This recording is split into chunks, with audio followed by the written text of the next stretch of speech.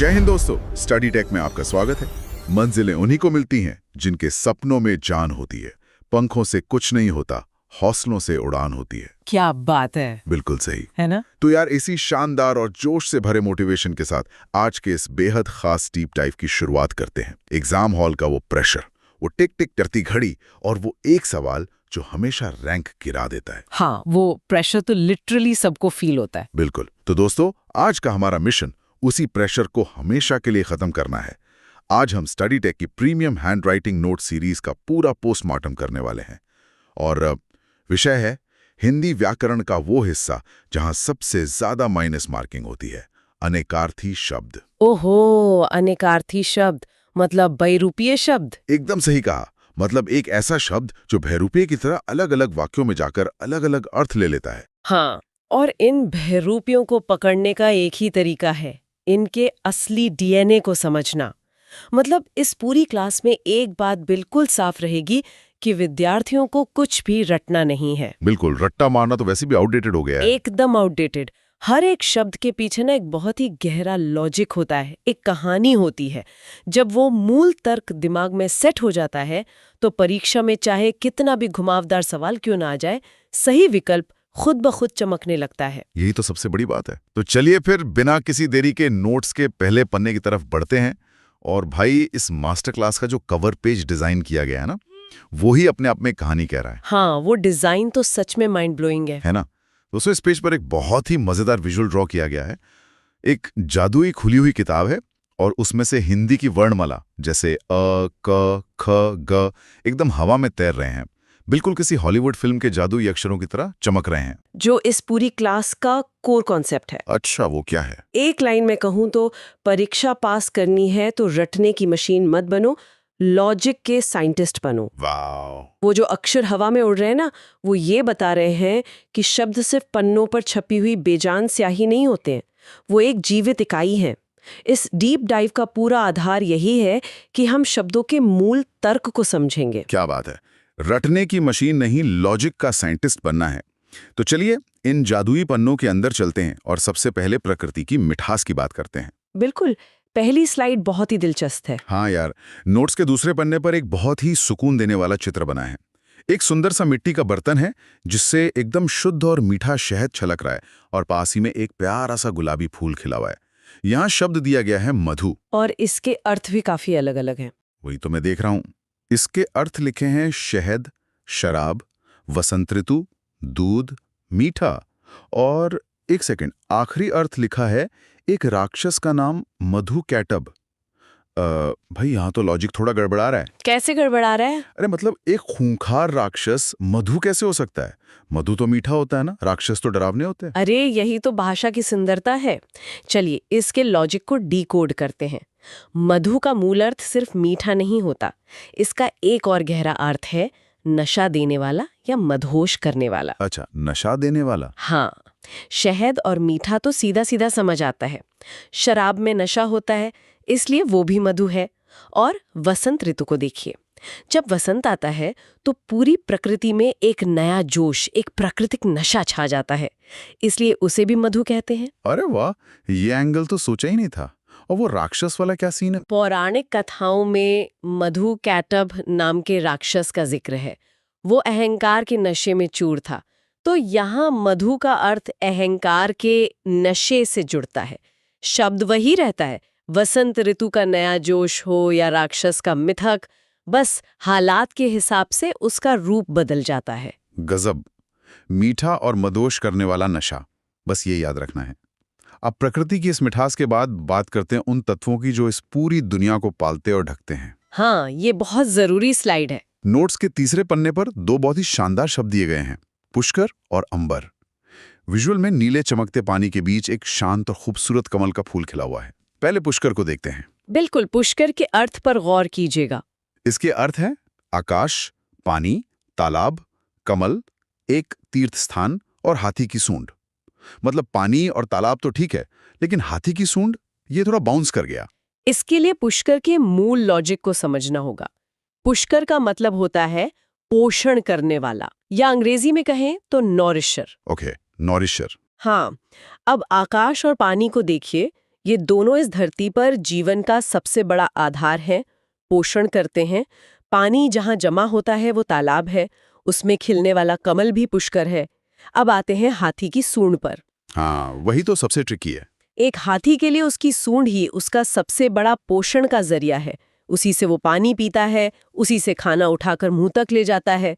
अगर सूंड न हो तो हाथी अपना पोषण नहीं कर सकता। ओहो, क्या गजब का कनेक्शन है।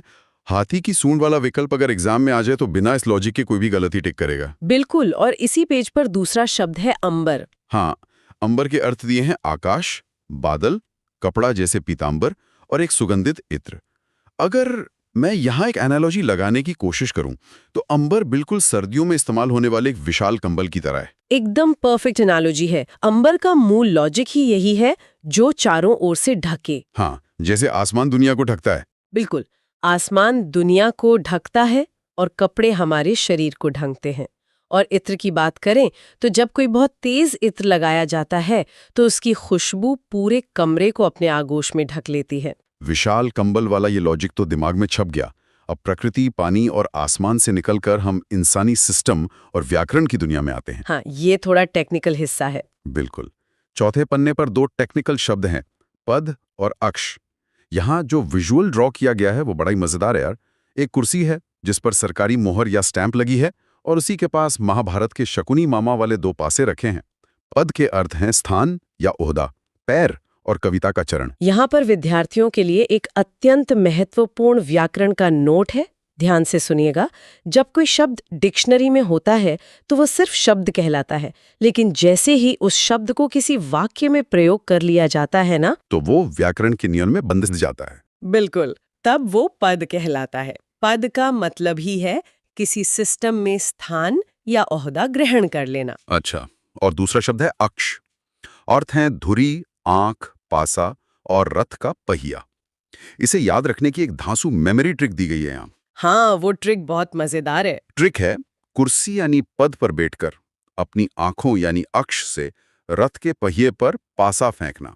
मतलब इसे इमेजिन कर लो तो सारे अर्थ एक बार में सेट हो जाते हैं। विजुअलाइजेशन की पावर ही यही है।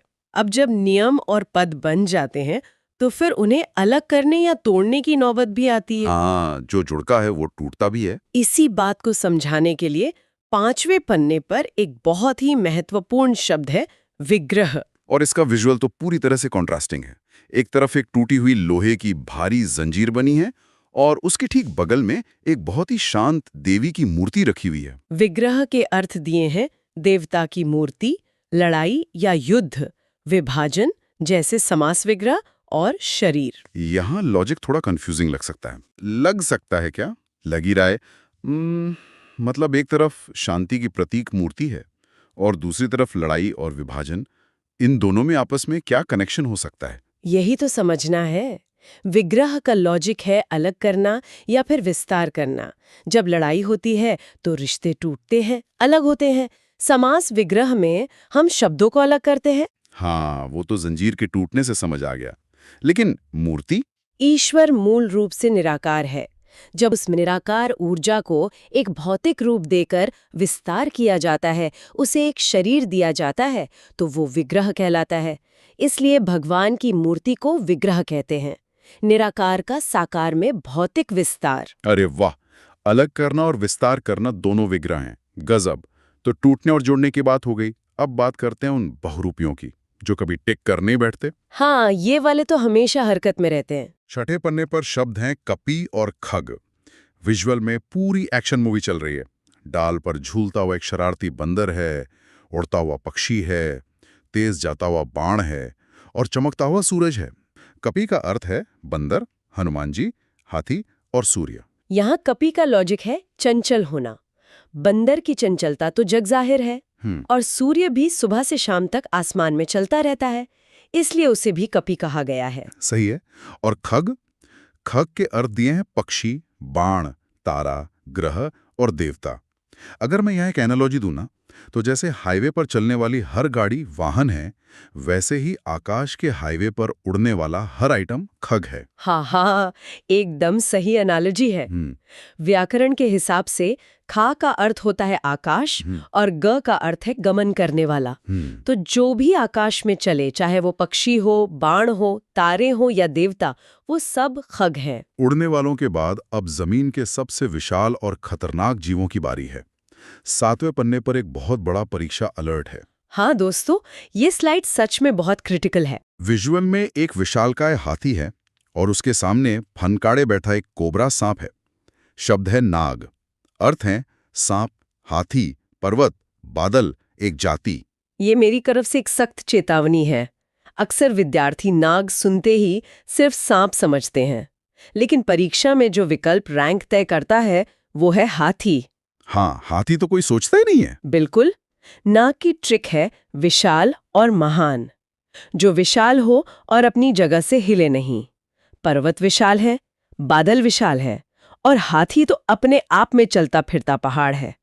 इसलिए नाग का अर्थ हाथी भी होता है, इसे भूलना नहीं है। ये ट्रैप तो सच में खतरनाक था। अब 8वें पन्ने पर चलते हैं, डीप डाइव। हाथी और पर्वत जितने विशाल तो नहीं, लेकिन इंसानों के लिए सबसे ज्यादा कीमत रखने वाली चीज। शब्द है कनक।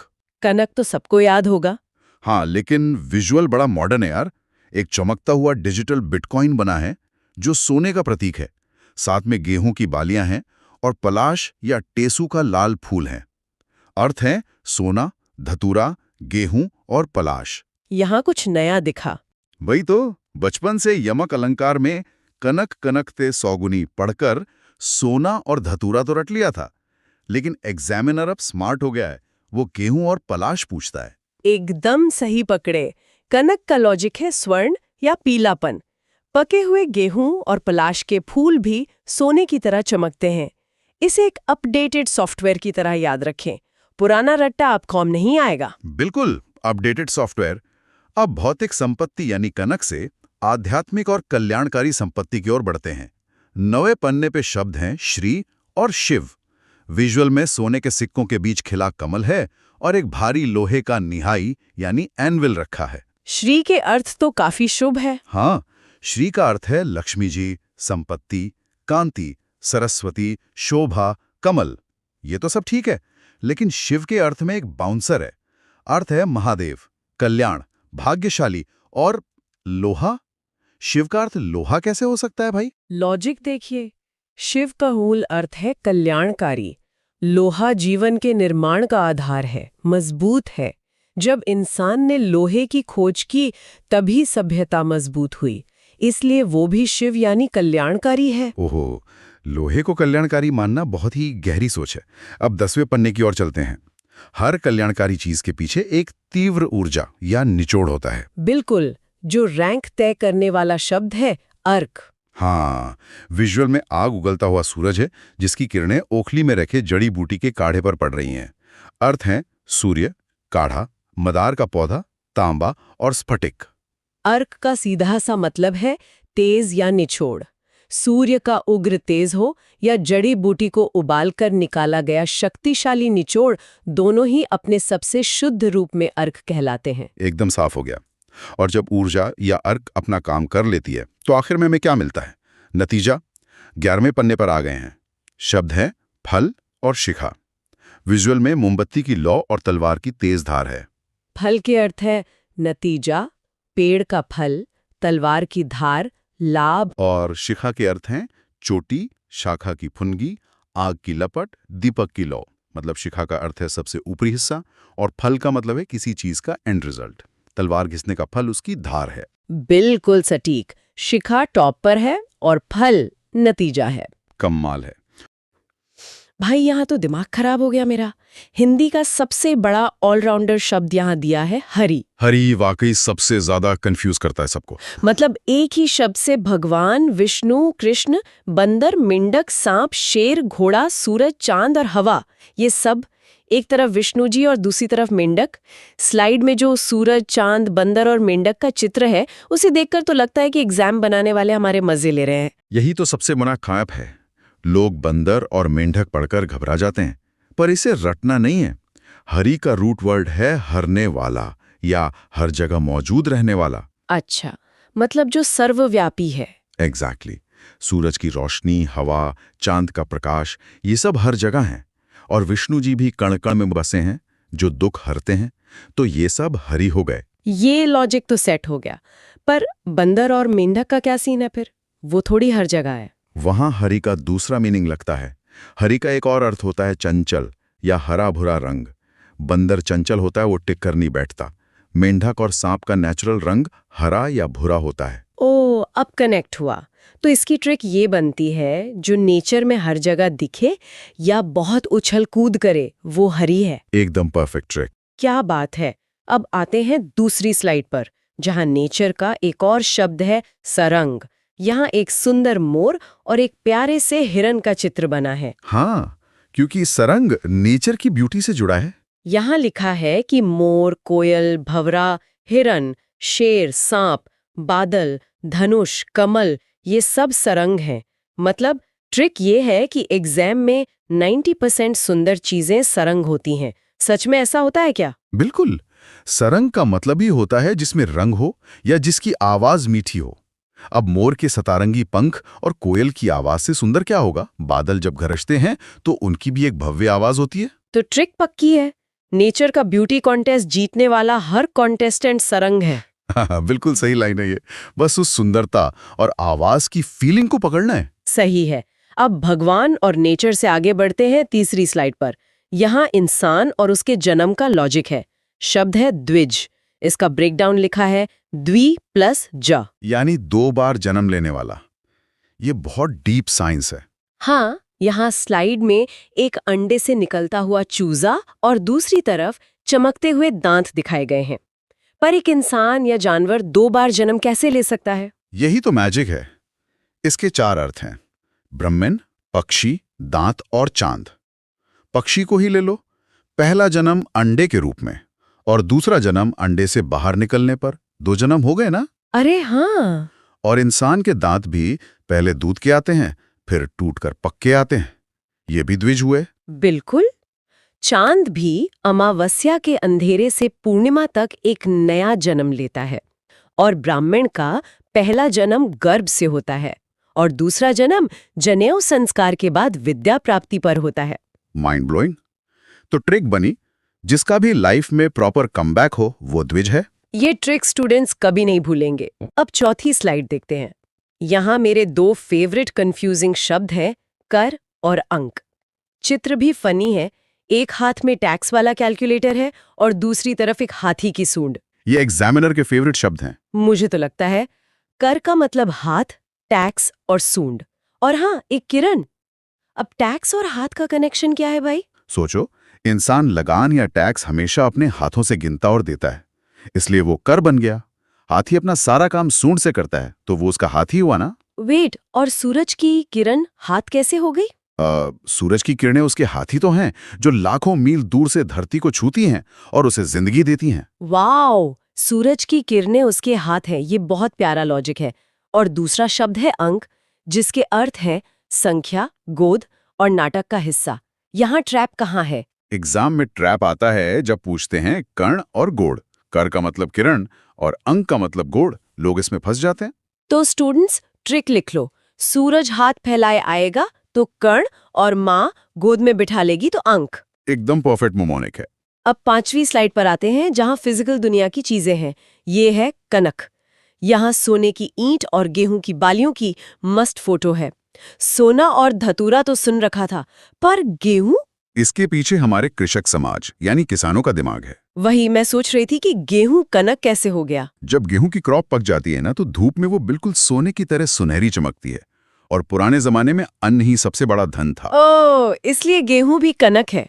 तो ट्रिक हुई, जो भी चीज खेत या तिजोरी में पीली चमके वो कनक है। हाँ, और एग्जाम में लोग धतूरा ढूंढते रह जाते हैं और ऑप्शन में गेहूं निकल आता है। ये डेंजरस था।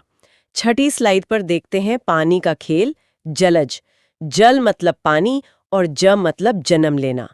कमल, मोती, शंख, मछली, ये सब पानी से निकलते हैं, लेकिन इस लिस्ट में चांद का नाम भी है। ये थोड़ा ट्विस्ट है यहाँ पे। वही तो, आसमान में तैरने वाले चांद का जन्म पानी में कैसे हो गया भाई? इसका सीधा कनेक्शन हमारी मैथोलॉजीज यानी समुद्र मंथन से है। पुराने कथाओं के हिसाब से चांद का जन्म समुद्र मंथन के वक्त उस पानी से ही निकला था। क्या बात है, पौराणिक ट्रिक। और साथ में यहाँ वर्ण शब्द भी है जिसके अर्थ है अक्षर, रंग और जाति। हाँ, वर्ण थोड़ा सिंपल है पर इसको इग्नोर मत करना। डन। ट्रिक ये है, समुद्र मंथन की लॉटरी में जो निकला वो जलज है। अब आते हैं 7वीं स्लाइड पर। यहाँ स्पेलिंग और मात्रा का महाजाल है। एक कंफ्यूज्ड सी लड़की की फोटो है जो एक बड़े से भंवरे को घूर रही है। ये शब्द युग्म का सबसे फंसाने वाला सवाल है। यहाँ अली छोटे ई की मात्रा के साथ है और आली बड़ी ई की मात्रा के साथ। छोटा अली मतलब भंवरा, कोयल, कुत्ता, बिच्छू। इसका क्या लॉजिक हुआ? मात्रा छोटी है मतलब चंचलता और तीखापन। भंवरा, बिच्छू, कुत्ता ये सब थोड़े बेचैन और तीखे स्वभाव के होते हैं। अच्छा, और जब बड़ी ई की मात्रा लगती है तो आली बन जाता है जिसका एक ही अर्थ है सखी या सहेली। यहाँ क्या लॉजिक है? बड़ी मात्रा हमेशा ठहराव, गहराई और सुकून को दिखाती है। एक दोस्ती और सहेली के रिश्ते में वही गहराई होती है। वाओ! और इसी के साथ एक छोटा सा शब्द पत्र भी लिखा है जिसके अर्थ है पत्ता, चिट्ठी, पन्ना और समाचार पत्र। हाँ, पुराने जमाने में लोग पत्तों पर ही लिखते थे, वहीं से चिट्ठी को पत्र कहा गया और आज भी हम समाचार पत्र ही बोलते हैं। डेथ के चक्कर पर है। यहाँ काल और एक सैंडग्लास का चित्र है। काल के 3 अर्थ हैं, समय, मृत्यु और यमराज। समय ही सबको एंड की तरफ ले जाता है, इसलिए तीनों एक साथ हैं। लेकिन जो सबसे बड़ा माइंड ब्लोइंग मोमेंट है वो 9वीं स्लाइड पर है, जल। ये लैंग्वेज का सबसे डीप राज है। यहाँ हरे और सुनहरे जादुई पानी की पोषण वाली फोटो है। जल का एक अर्थ अमृत लिखा है और ठीक उसके सामने दूसरा अर्थ विष यानी जहर लिखा है। एक ही पानी जिंदगी और मौत दोनों कैसे दे सकता है? देखो, प्यासे इंसान के लिए पानी से बड़ा अमृत कुछ नहीं है, पर जब वही पानी फ्लड, सुनामी या कंटामिनेटेड फॉर्म में आता है तो वही सबसे बड़ा विष बन जाता है। पानी का अपना कोई नेचर नहीं है, वो सिचुएशन पर डिपेंड करता है। मतलब ट्रिक है, प्याज बुझाए तो अमृत और डुबा दे तो विष। एग्जामिनर इसका बहुत फायदा उठाते हैं। बिल्कुल। अब हम आते हैं अपनी आखिरी और 10वीं स्लाइड पर। ये है VVI रैंक डिसाइडर शब्द जो एग्जाम में क्लियर कट ऑफ बनवाते हैं। पहला है गुण, जिसका अर्थ है स्वभाव, रस्सी और धनुष की डोरी। गुण का कनेक्शन रस्सी से बहुत ही सॉलिड है। वही मैं सोच रही थी, इंसान का स्वभाव और रस्सी का क्या रिलेशन? जैसे कई पतले धागों को गूंथकर एक स्ट्रॉन्ग रस्सी बनती है, वैसे ही इंसान के अंदर अलग अलग अच्छे गुण मिलकर उसका कैरेक्टर बनाते हैं, इसलिए रस्सी को गुण कहते हैं। ब्रिलियंट। दूसरा है अर्थ, मतलब धन, उद्देश्य। ये तो थोड़ा डायरेक्ट है। पर तीसरा बड़ा खतरनाक है, तीर। तीर मतलब बाण और नदी का किनारा। भाई, तीर और किनारे का क्या हिसाब है? हिस्ट्री और ज्योग्राफी का मिक्स है। पुराने जमाने में तीर बनाने के लिए जो बेस्ट घास होती थी वो नदी के किनारों पर मिलती थी, इसलिए उस ओरिजिन जगह को ही तीर बोलने लगे, जैसे हम कहते हैं यमुना तीर। ओहो, ये था इसके पीछे का राज। और चौथा है गुरु, जिसके अर्थ है शिक्षक, भारी या फिर छंद शास्त्र में 2 मात्रा वाला चिन्ह। ज्ञान का वजन सबसे भारी होता है, इसलिए गुरु भारी है। और आखिरी शब्द है तात, जो पिता, पूज्य व्यक्ति, गुरु या बड़े भाई के लिए यूज होता है। ये तो रिस्पेक्ट शो करता है। जो भी स्टूडेंट्स प्रिपेयर कर रहे हैं वो बस गुण को रस्सी और तीर को किनारा याद रखें, उनका 1 नंबर पक्का है। तो इस पूरे डिस्कशन से एक बात शीशे की तरह साफ हो जाती है। हिंदी व्याकरण कोई ड्राई बोरिंग चीज नहीं है जिसे बस रटना पड़े। ये एक्चुअली हमारे पूर्वजों का नेचर और यूनिवर्स को देखने का एक प्रॉपर साइंटिफिक नजरिया था। एकदम सही। और अब हम पहुंच चुके हैं 12वें पन्ने पर, क्विक रिवीजन यानी मास्टर मैट्रिक्स। पूरी मास्टर क्लास को एक जगह समेटने का समय है। दीवार पर पिन किया हुआ एक चार्ट है। विद्यार्थियों के लिए मेरा एक सख्त निर्देश है, इस पेज को दिमाग में लिटरली स्क्रीनशॉट कर लें। हाँ, ये चीट शीट है। पहला, खग यानी आकाश में चलने वाला, इसका सबसे कठिन अर्थ है बाण। दूसरा, नाग यानी विशाल, सबसे कठिन अर्थ है हाथी। तीसरा, कनक यानी स्वर्ण, सबसे कठिन है पलाश या गेहूं। और चौथा, पुष्कर यानी पोषण करने वाला, सबसे कठिन है हाथी की सूंड। अरे वाह, अगर ये मैट्रिक्स याद है ना तो एग्जामिनर आपको फंसा ही नहीं सकता। बिल्कुल नहीं। और जाने से पहले मैं एक प्रोवोकेटिव थॉट छोड़ना चाहूंगी। स्रोत सामग्री में कनक की स्लाइड पर सोने को दिखाने के लिए बिटकॉइन का चित्र था। हाँ, वो बड़ा इंटरेस्टिंग था। सोचिए, प्राचीन काल में कनक का अर्थ सोना था, लेकिन आज इन नोट्स के विजुअल्स में उसे बिटकॉइन के रूप में दर्शाया गया है। भाषा एक जीवित प्राणी की तरह है। क्या पता आज से 100 साल बाद हमारे आज के साधारण शब्दों के क्या नए अनेकार्थी रूप सामने आए। ये सोचने वाली बात है कि आज आप जो शब्द बोल रहे हैं, भविष्य की डिक्शनरी में उनका क्या अर्थ होगा। यार, ये सच में बहुत ही गहरा विचार है। भाषा बदल रही है और हमारी सोच भी बदलनी चाहिए। तो इसी शानदार थॉट के साथ आज की इस मास्टर क्लास को यहीं खत्म करते हैं। ऐसी वीडियोस के लिए स्टडी टेक को सब्सक्राइब करें और लाइक करना ना भूलें। जय हिंद। जय हिंद।